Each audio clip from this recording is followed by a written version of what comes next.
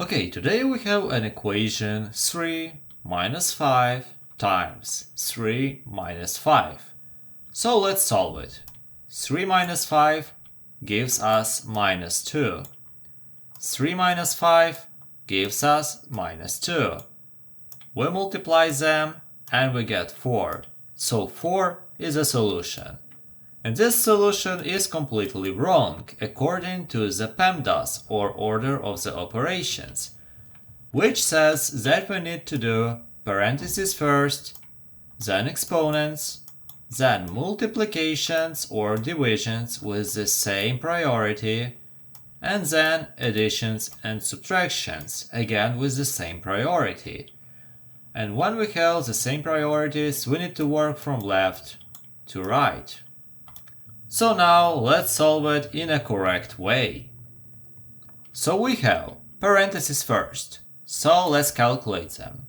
We have 3 minus 5, so we get minus 2. And here we have 3 minus 5. And remember, this is still in the parentheses, we still need to multiply this with 5. We usually write negative numbers in the parentheses. Do not misinterpret it as the operation. So now we need to do the multiplication here. So we get 3 minus, and this multiplication. We have 5 times minus 2, so again we get a negative number, so we need to write it in the parentheses. We get minus 10. And now the only thing to do is a subtraction.